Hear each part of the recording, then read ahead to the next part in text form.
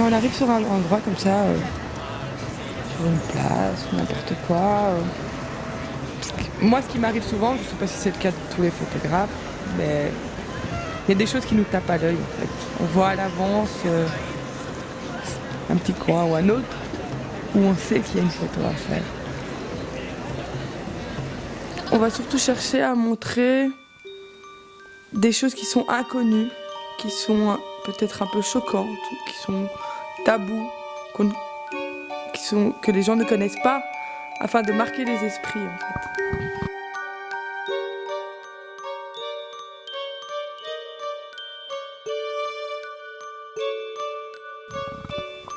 La vision photographique, si on réfléchit dans l'histoire de la photographie, elle a amené énormément dans la vision du cinéma. Pourquoi ? Parce que la photographie a montré la possibilité d'ouvrir sur la réalité. Parce qu'avant ça, on ne connaissait que la peinture. Le cinéma s'est approprié ça, ça a évolué. Et encore aujourd'hui, on se rend compte qu'avec ces nouveaux appareils photo qui permettent justement de filmer de mieux en mieux avec de meilleures qualités, on en arrive à avoir des films qui sont faits avec la vision d'un photographe. C'est-à-dire au niveau de la lumière, au niveau du cadrage et au niveau de tout ça.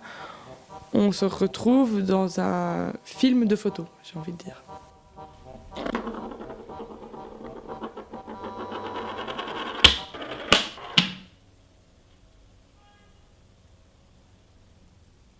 Depuis que j'étais très jeune, j'aimais beaucoup déjà les arts de l'image en général, que ce soit la peinture, la photographie, le dessin ou tout plein de choses.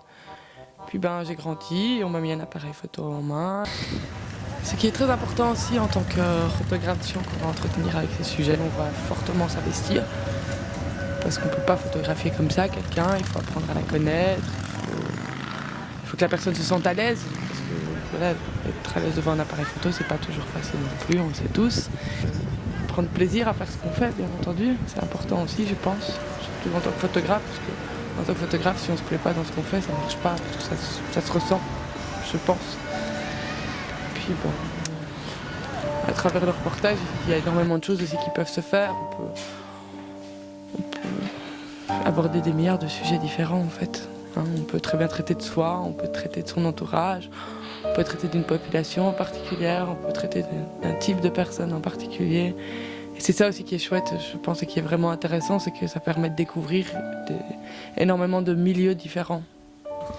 L'intimité du photographe et de son modèle est importante ?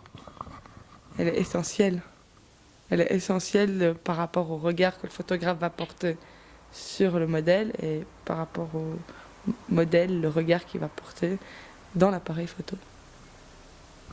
Ça, c'est si tu es en extérieur, et que tu connais pas du tout la personne.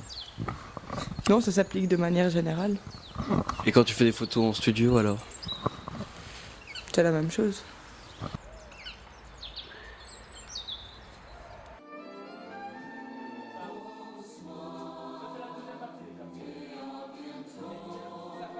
Qu'on est dans la deuxième partie, chérie.